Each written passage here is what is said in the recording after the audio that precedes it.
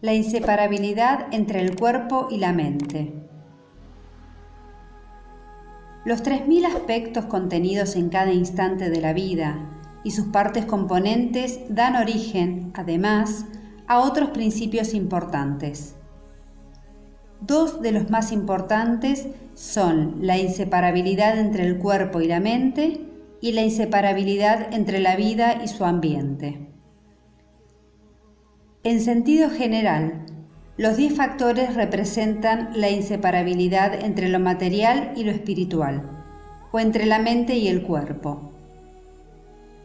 En el siglo VIII, el erudito budista chino Miao Lo escribió: "La apariencia solo existe en lo que es material". Miao Lo describe la apariencia como material porque representa el aspecto físico y externamente manifiesto de la vida. La naturaleza es espiritual porque se la identifica con los aspectos no visibles e internos. La causa interna y el efecto latente denotan cosas espirituales porque están dormidos en el interior de la vida. El efecto manifiesto tiene una forma perceptible y por eso se lo define como material. La entidad, el poder, la influencia y la relación entrañan aspectos materiales y espirituales de la vida. Y, desde luego, los primeros 9 factores están integrados por el factor de la coherencia entre el principio y el fin. La inseparabilidad entre el cuerpo y la mente es la traducción del término budista Shiki Shin Funi, que literalmente significa: el cuerpo y la mente son dos, pero no dos. Y la mente y el cuerpo no son dos, sino dos. Es una de las 10 inseparabilidades, o no dualidades, que derivan de este entendimiento sobre la inseparabilidad de lo espiritual o dormido y lo material o manifiesto. Desde los comienzos del siglo XX, legos y estudiosos por igual vienen tomando conciencia de la necesidad de integrar los diversos campos de la ciencia. A los científicos que buscan esta integración suele llamárselos sistémicos.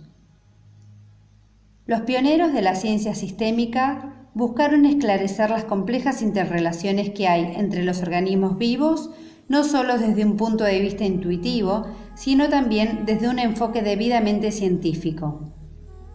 Con este fin, concibieron teorías y métodos específicos y pudieron demostrar que sus teóricas eran aplicables a diversas áreas del conocimiento. Este enfoque, que recalca las influencias recíprocas entre los fenómenos, ha sido aplicado a muchos campos, como la administración de empresas, la sociología, la ingeniería ambiental y hasta la ingeniería mecánica. El budismo, y en especial el principio de los 3000 aspectos contenidos en cada instante de la vida, podrían verse como una ciencia sistémica cuyo objeto es comprender la totalidad de los fenómenos de la vida. Por ejemplo, la enseñanza budista de que la mente y el cuerpo son dos, pero no dos, es parte de un sistema filosófico más amplio. Está sustentada por las investigaciones de la ciencia moderna.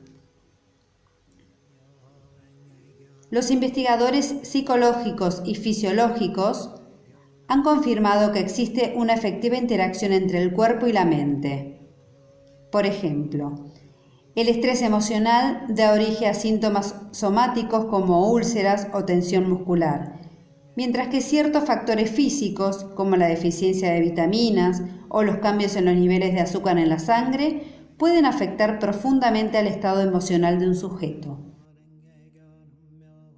Aún en el siglo XIX, basado en su argumento de que la tensión psicológica afecta el proceso digestivo, el patólogo austríaco Karl Rokitansky sostuvo que las enfermedades del estómago eran producto directo de trastornos cerebrales. La medicina psicosomática ha surgido a partir de comprender cada vez más claramente la sutil influencia recíproca que hay entre el cuerpo y la mente. La interrelación entre lo material y lo espiritual es un punto pertinente en el debate de cuestiones relacionadas con el cerebro y la mente del hombre. Por ejemplo, sigue debatiéndose si el criterio legal para establecer la muerte humana debe ser la muerte cerebral o el cese de la función cardíaca.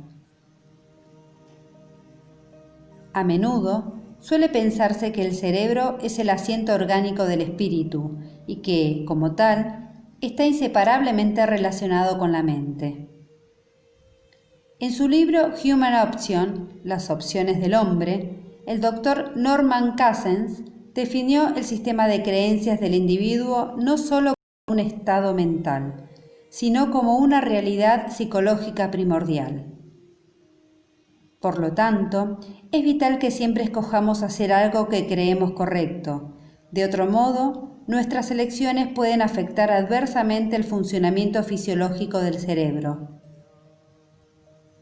Cousins escribió: «Nada es más prodigioso en los 15.000 millones de neuronas del cerebro humano que su capacidad de convertir pensamientos, esperanzas, ideas y actitudes en sustancias químicas». Hasta unas pocas neuronas del cerebro humano pueden, en respuesta a un sutil cambio mental, producir una serie de reacciones químicas precisas. El poder contenido en una sola neurona es, para usar la palabra de Cousins, realmente prodigiosa. La relación entre la mente y el cerebro es un gran tema de investigación para dos campos de la ciencia: la psicopatía y la neurofisiología. Los investigadores han estudiado la conexión entre los cambios químicos cerebrales y ciertos estados emocionales como el júbilo, el placer, el sufrimiento y el dolor. En los años 40 y 50, el psicólogo y profesor Harry Harlow de la Universidad de Wisconsin exploró el cambio de las secreciones cerebrales de personas recientemente afectadas por el desencanto afectivo o la decepción amorosa. El de Harlow fue apenas uno de los muchos estudios que documentaron el aumento o la disminución de secreciones cerebrales en respuesta al pensamiento, la conducta, el ambiente y otros factores. Sin embargo, ni el escrutinio más minucioso de las neuronas logra revelar la naturaleza del espíritu. La actividad espiritual podrá ser imposible sin neuronas. Así y todo, el cerebro es solo el asiento físico de esta actividad. El neurocirujano canadiense Walter Penfield llevó a cabo amplios estudios durante la década de 1930 y de 1940 para determinar hasta qué punto la mente estaba situada en el cerebro. Diseñó una técnica quirúrgica para tratar a pacientes que sufrían de epilepsia focal. En estas intervenciones pudo estudiar las reacciones del individuo a la estimulación eléctrica de diversas partes del encéfalo. Descubrió, por ejemplo, que cuando se estimulaban las áreas visuales u auditivas, el paciente alucinaba que veía u oía cosas. Del mismo modo, si se estimulaba un área motriz, la persona involuntariamente movía una extremidad. Penfield, entonces, descubrió que la estimulación eléctrica del cerebro en determinadas áreas inducía al sujeto a ver, oír, oler, etc. Sus descubrimientos ayudaron a comprender cómo se procesaba la información que el cerebro recibía de los órganos sensoriales. Hubo algo muy interesante en los experimentos de Penfield. Sus pacientes informaron su sorpresa al enterarse de que habían respondido conscientemente a los estímulos. Para ellos, no había sido una respuesta voluntaria, sino más bien como si una fuerza exterior a ellos los compeliera a responder así. Penfield determinó que, aunque el cerebro fuese la computadora del cuerpo, la mente era su programador. Además, concluyó que las funciones complejas y evolucionadas de la mente, como las creencias, la toma de decisiones y la formulación de juicios de valor, no podían activarse solo mediante la estimulación eléctrica, como la de sus experimentos. En opinión de Penfield, El cerebro es el vehículo físico de la psique o, más precisamente, el asiento físico de la actividad mental. Penfield también investigó de qué manera se almacenaban los recuerdos en el cerebro, centrándose en el lóbulo temporal, un área más pequeña que la palma de una mano, situada justo bajo la región de las sienes y los oídos. Penfield informó que cuando esta área era estimulada eléctricamente, los pacientes parecían revivir intensamente escenas del pasado y experimentar, asimismo, las sensaciones y pensamientos asociados a ellas. Más aún, recordaban cosas que habían olvidado desde hacía mucho tiempo. Un hombre, por ejemplo, recordó a personas con las que se había relacionado en su infancia, a otros chicos con quienes había peleado y a un ladrón que había entrado en su vivienda. En vista de los experimentos de Penfield, tal vez el recuerdo de todo lo que hemos experimentado quede almacenado, de algún modo, en nuestro cerebro. El neurofisiólogo japonés Yasunori Chiba calculó que la cantidad de datos, en la jerga informática el número de bits, que un individuo puede guardar en la memoria a lo largo de 70 años, consciente e inconscientemente, es de aproximadamente 15.000 millones.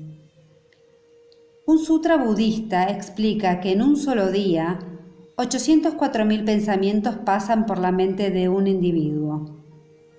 Esta cifra, multiplicada por la cantidad de días que hay en 70 años, da un total de 21.000 millones.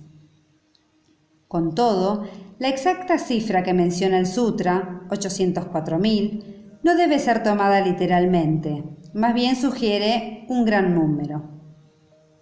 No obstante, si consideramos el cálculo del Dr. Chiba, es probable que la ciencia demuestre, algún día, que cada individuo tiene acceso a recuerdos que se remontan al origen de la especie e incluso más allá. Nadie sabe con exactitud en qué parte del cerebro se guardan los recuerdos. Sin embargo, ellos emergen en respuesta a estímulos asociados con el mundo exterior. Los estudios neurofisiológicos han mostrado que el hipotálamo y el sistema límbico se relacionan con respuestas primitivas como la furia y el miedo. Sin embargo, tales emociones no surgen a menos que se estimulen ciertas partes relevantes del encéfalo. Podríamos decir que están latentes en el cuerpo humano. Sabemos que los dos hemisferios cerebrales poseen diferentes funciones. El hemisferio izquierdo se vincula a la lógica, el cálculo y el lenguaje, mientras que el hemisferio derecho se relaciona más con la sensibilidad, la intuición y la imaginación. Ambos hemisferios están ligados por un puente, el cuerpo calloso, que posee unos 200 millones de fibras nerviosas. Roger Sperry, profesor de psicobiología, laureado en 1981 con el Premio Nobel en Medicina, desarrolló técnicas experimentales mediante las cuales podía introducirse información a uno u a otro de los hemisferios, en pacientes con el encéfalo partido, es decir, pacientes con el cuerpo calloso cortado. Esto permitía a los investigadores observar las respuestas de ambos hemisferios en forma independiente. Los trabajos de Sperry demostraron que existía una mente consciente en cada hemisferio. El concepto budista sobre la inseparabilidad entre la mente y el cuerpo concuerda con los descubrimientos de la ciencia, en particular los que demuestran la profunda interrelación entre nuestro cuerpo físico y el mundo material por un lado y el aspecto espiritual o intangible de la vida. El budismo reconoce lo físico y lo espiritual, dos clases separadas de fenómenos, como términos individuales y continuos, porque son aspectos de una misma realidad suprema. Cuando distinguimos entre lo material y lo espiritual, estamos operando en el nivel de los fenómenos. Cuando hablamos de su inseparabilidad, lo hacemos desde el punto de vista de la realidad última. Por ende, la inseparabilidad entre la mente y el cuerpo describe la realidad esencial de la vida. La vida y su ambiente. El principio de inseparabilidad entre la vida y su ambiente deriva, en gran medida, de los 10 factores y de los 3 principios de individualización. Como antes dijimos, el budismo enseña que un ser vivo se forma a partir de la unión temporal de los 5 componentes. Esta unión da lugar a una identidad subjetiva que experimenta las consecuencias kármicas de sus acciones pasadas. Pero debe haber, también, un territorio en el cual esas consecuencias kármicas hallen expresión. Dicho ámbito es el último de los 3 principios, el del ambiente. En oposición a él, los 5 componentes y los seres vivos, los primeros 2 de los 3 principios, corresponden a la vida. Tanto la vida como su ambiente exhiben el efecto manifiesto producido por los factores de la causa interna, la relación y el efecto latente. Como el yo y el ambiente son 2 aspectos integrales de cada individuo, los efectos del karma aparecen tanto en nosotros como en nuestro entorno. La palabra ambiente, en este concepto, no se refiere al contexto general en el cual viven todos los seres. Antes bien, se refiere al hecho de que cada ser vivo tiene su propio ambiente singular en el cual se manifiestan los efectos de su karma individual. En tal sentido, la formación del ambiente y el nacimiento de un sujeto en este mundo se producen simultáneamente. A menudo, el sujeto y el medio ambiente suelen verse como 2 términos completamente distintos, pero en el nivel más profundo son una misma entidad inseparable. Probablemente, en el universo hayan muchos lugares aptos para funcionar como ambientes de la vida. La Tierra es un buen hábitat porque posee un equilibrio ambiental extremadamente sutil. El enorme poder que hemos adquirido mediante el desarrollo tecnológico hoy nos permite ejercer influencia sobre ese delicado equilibrio. A medida que la ecología va consolidándose como ciencia, los estudiosos cada vez se preocupan más por hacer que la población preserve activamente la biosfera terrestre. Hace 10.000 años, una tupida vegetación cubría lo que hoy es el desierto de Sahara. Parece haber sido un importante centro cultural por la enorme variedad de objetos antiguos que se encontraron diseminados en toda la región.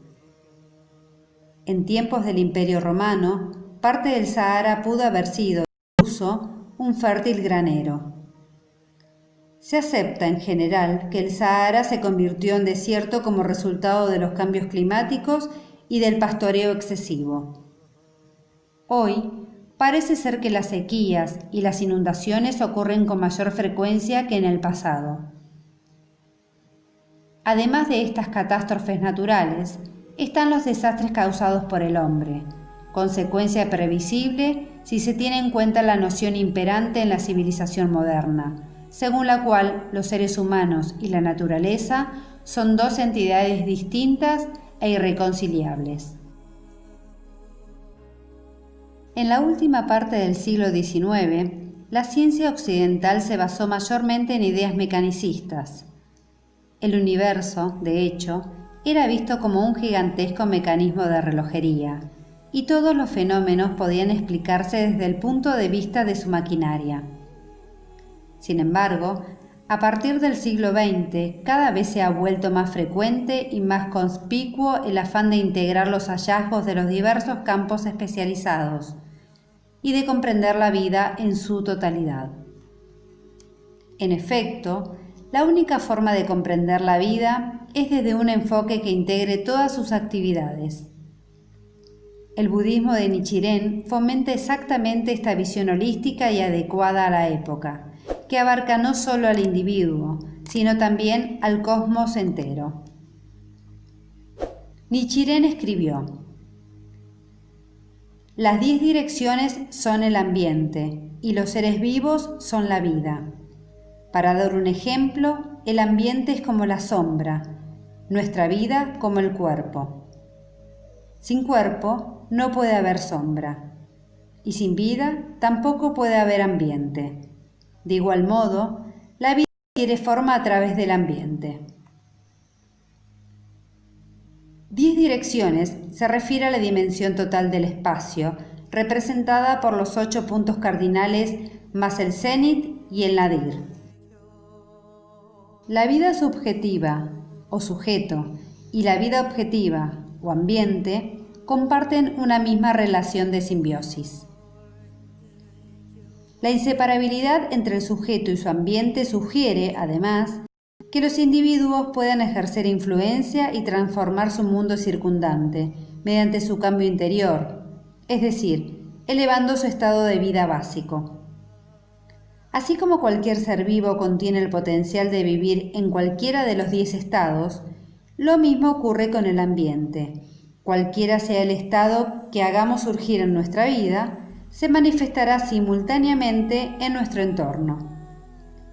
Si nuestra tendencia primordial es a manifestar el estado de infierno, nuestro entorno será fuente de sufrimiento y de angustia. Pero si nuestro estado básico es de bodhisattva o de budeidad, el mundo circundante nos brindará protección y sustento. Cuando uno eleva su estado interior, entonces puede transformar su realidad externa. Una falencia muy común en el hombre es endilgar su sufrimiento a causas externas, ya se trate del prójimo, de circunstancias ajenas al control del sujeto o a lo que fuera, en lugar de buscar las causas en su interior. No obstante, si basamos nuestra vida en el principio de que la vida y su ambiente son inseparables, vemos que la causa fundamental de todas nuestras desdichas y tribulaciones yace no en el entorno, sino en nosotros mismos. Nichiren escribió: si el corazón de las personas es impuro, su tierra también lo es. Pero si su corazón es puro, igualmente puro es el sitio en que viven. No existen en sí mismas una tierra pura y otra impura. La diferencia solo reside en el bien y el mal que hay en nuestro interior. Este pasaje nos indica que hay un método práctico para transformar nuestro mundo, que cambiemos nosotros. Como explicó Nichiren, la vida es configurada por su ambiente. Ciertas influencias que el hábitat ejerce en los seres humanos son estudiadas por ciencias como la bioclimatología, la biometeorología y la medicina meteorológica. Menos científicamente, el saber popular sostiene que cuando el cielo está nublado durante mucho tiempo, la gente tiende a sentirse deprimida, y que cuando está por bajar la presión atmosférica, las viejas heridas vuelven a doler. De hecho, estas observaciones tienen asidero psicológico real. La mayoría de nosotros reconoce los sutiles cambios psicológicos que produce el estado del tiempo. Tal vez por eso, los médicos a veces prescriben un cambio de aire. Internarse en la naturaleza no solo es renovador para el espíritu, también despeja la mente, porque los árboles emiten diminutas partículas de sustancias llamadas fitoncidas, cuya inhalación fortalece el sistema nervioso y agudiza los procesos mentales.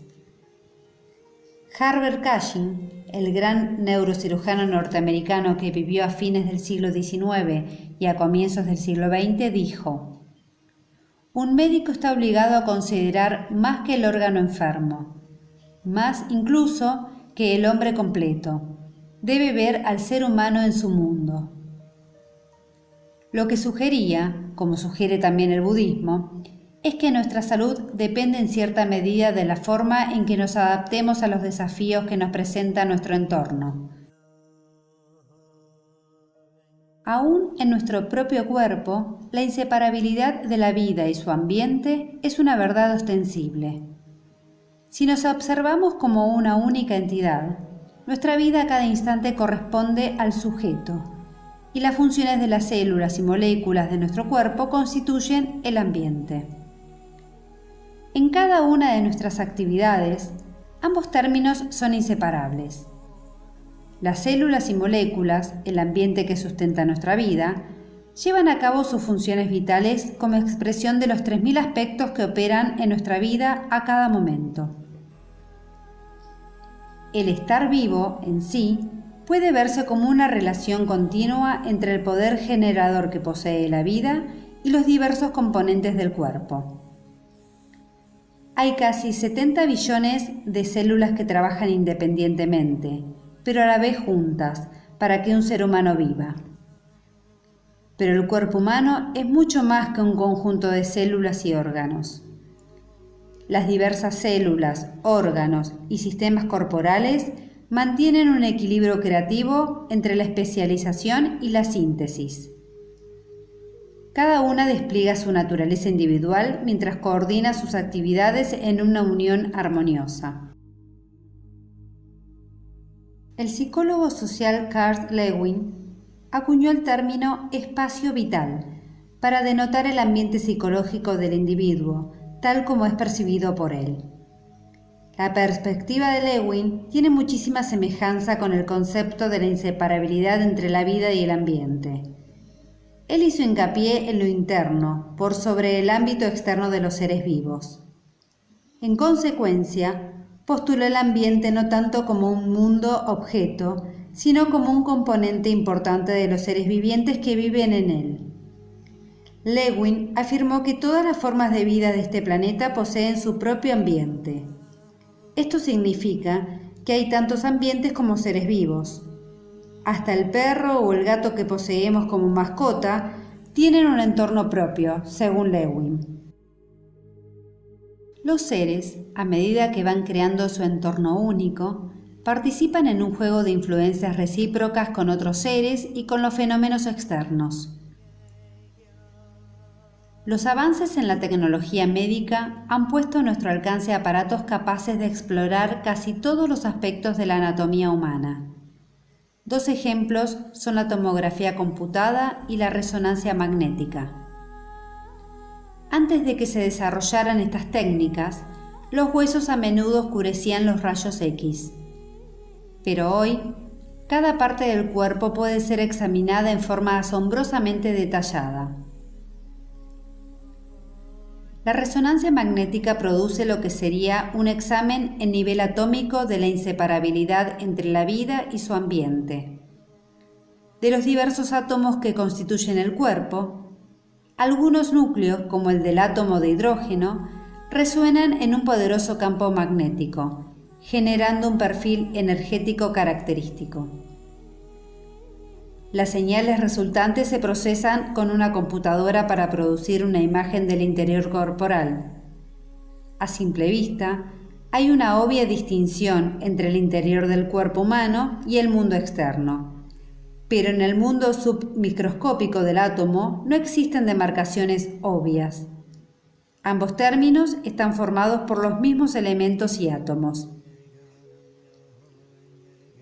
Otro ejemplo de la inseparabilidad entre la vida y su entorno se ve en el nivel de la salinidad de los fluidos corporales. Ese nivel es, aparentemente, cercano al del agua marina. Algunos científicos evolucionistas dicen que esto se debe a que las formas de vida de los cuales descendemos evolucionaron en el océano. A fines del siglo XIX, el fisiólogo británico Sidney Reiner trató de crear en su laboratorio soluciones salinas que prolongaran la vida de tejidos animales sumergidas en ellas. Produjo diversas combinaciones de sales orgánicas, pero sin conseguir los resultados que esperaba. Al cabo de muchos intentos, descubrió que el corazón de una rana había seguido latiendo en una de sus soluciones. Resultó ser que una de sus asistentes, por error, había utilizado en la solución agua corriente, lo cual introdujo calcio y otras sustancias inorgánicas. Gracias a ese error, estableció la composición correcta de la famosa solución de Reiner, que sigue usándose hasta el día de hoy. Nuestro cuerpo está formado de varios elementos comunes a todo el universo: hidrógeno, oxígeno, carbono. alguien que pese 70 kilos tendrá aproximadamente 43 kilos de oxígeno, 13 kilos de carbono, 7 de hidrógeno y 4 de nitrógeno. Los 3 kilos restantes estarán formados de potasio, calcio, fósforo, azufre y vestigios de otros elementos, incluido el oro, en cantidad equivalente a 0,0056 gramos. Nichiren escribió: todos los fenómenos están contenidos en nuestra vida, hasta la más pequeña partícula de polvo.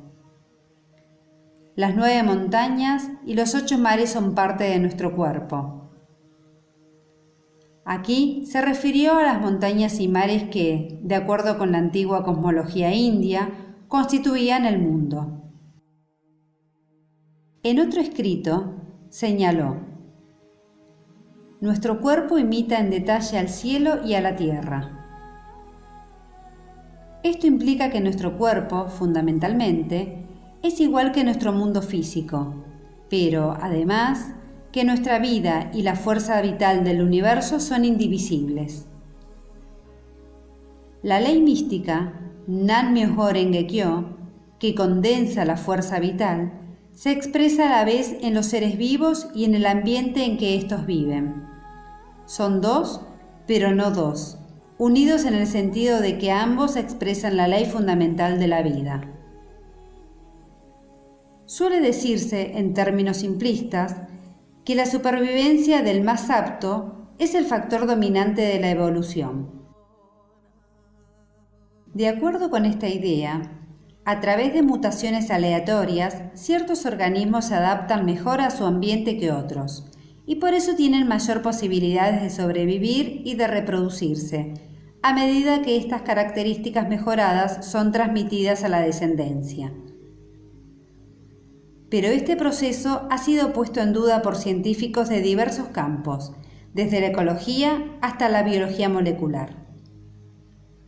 Un pionero de la nueva evolución, el científico japonés Kinji Imanishi, dice que los seres vivos desempeñan un papel dominante en su propia evolución y sugiere que, además de seleccionar el lugar de su hábitat, efectivamente se transforman a sí mismos, en respuesta a las circunstancias cambiantes de este sitio particular. Su teoría propone que la fuerza motriz de la evolución no solo se apoya en mutaciones físicas aleatorias, sino también en la capacidad de elección de los seres vivos. También recalca el vínculo inseparable entre la evolución y el ambiente. En tal sentido, por cierto, las ideas de Imanishi tienen mucho en común con la visión budista de la vida. De acuerdo con la ciencia, la Tierra se formó hace unos 4.500 millones de años. Durante los primeros 1.000 o 2.000 millones de años, la capacidad del planeta de sustentar vida fue aumentando muy lentamente, hasta que se formaron las formas más primitivas. Seguimos ignorando exactamente cómo surgieron estas manifestaciones tempranas de vida, pero es probable que hayan intervenido factores diversos, como una actividad volcánica de magnitud inimaginable, sumada a la acción de los océanos como caldos orgánicos y a la miríada de reacciones químicas presentes en la atmósfera. Si vemos la vida como una fuerza esencial inherente al universo, podemos suponer que nuestro planeta, desde el comienzo, contuvo en sí mismo la tendencia a la manifestación de vida. Esta tendencia hizo posible la vida primitiva. A la vez fue generando, en forma simultánea, las condiciones necesarias para su aparición. Según esta visión, todas las formas de vida, incluidos los seres humanos, nacimos a partir de un plano no animado, el ambiente del universo. Tiantai dijo que el lugar del cual emergía la vida era la profundidad última de la vida, que es la realidad absoluta. En tales ideas hallamos el gran significado de la inseparabilidad entre el sujeto y su ambiente. Nichiren definió la profundidad última de la vida, expresada por Tiantai, como la ley más esencial de la vida y del universo, Nan Myoho Renge Kyo, que es en sí la fuerza vital cósmica. Es la naturaleza de Buda intrínseca en todas las cosas del universo, animadas e inanimadas. De aquí en adelante.